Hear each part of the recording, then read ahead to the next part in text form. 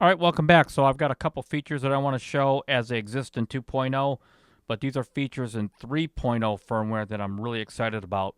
And hopefully, I am a very positive proponent for the DAW companion, and hopefully it gets released 3.0 desktop.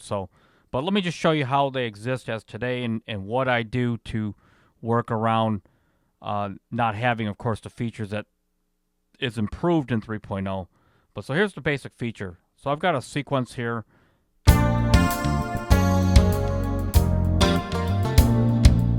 Okay, and I've got track assignments. So I have, electric pianos, basses, and drums in here, and then some electric guitars, of course, in here. And so if I want to start a section B, for example, so like over here would be section B, a new sequence, what I would have to do is actually remap everything, okay, and remap everything to the next sequence. So what I would normally do is do two steps, which I would have go here, copy the sequence, and I'll name it sequence B, for example, or section B, right?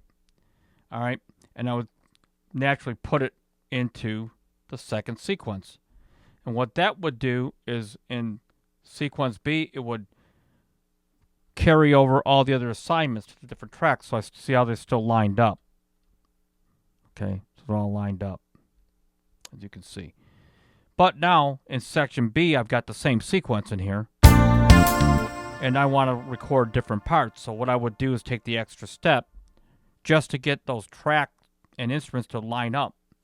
Okay, and I would delete the bars, which is deleting basically the data but keeping the track assignments connected, the instruments and the track assignments. So I would say do it.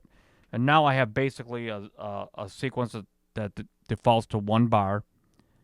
Okay, and then I would now resume. So if I go into here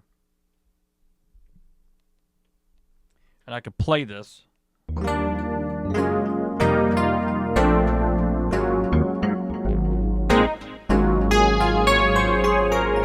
or whatever, and then I could resume with the next section. Now, in firmware 3.0, for, of course, standalone only now, they've improved on that by taking what was already existing on the Akai Force, which is keeping your track assignments connected to the track.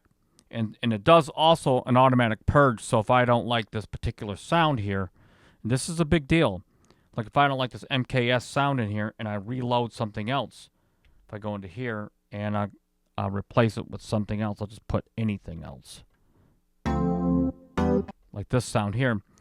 Okay, what it would do is over all your sequences, make that change uniform across the board. And that, to me, is not only just a big deal, because I had, again, developed so many workarounds about not having the lack of that particular functionality in the MPC as it exists today.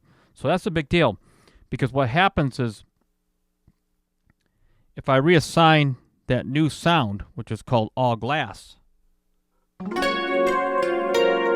okay, but if I go back to the original sequence on A, see how it's got the old assignment, the MKS, back onto it.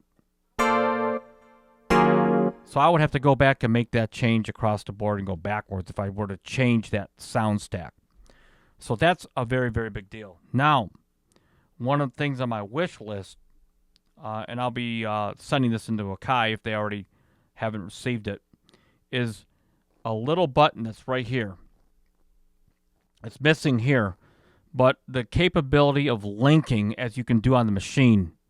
Okay, you can already do that on the machine, which is basically linking multiple tracks across the board and sequences. Now, as I showed in the past, there is a somewhat of a feature that's similar to that where, so let's just go into here and I'll take St. Elsewhere and all glass. There is sort of a feature like that. It's not as very intuitive, and it's in the channel strip, and it's on the MIDI part, which is right here. And if you go into here where it says send to, you can send that MIDI into another section. So see how you can hear both now? And it's linking both of them, but I want it more intuitive where on the tracks page you have different link groups where, let's just call them track stacks like in Logic. A, B, C, D, E, F, G, H, I, J, whatever you want to call it. And so whatever track stack is assigned to that, because therefore what will happen is in the future, by enabling record, it's going to enable it on all track stacks that you have assigned. So that's a feature that I really wish and hope for to happen. So again, I'm excited about the firmware 3.0 for just that basic feature alone.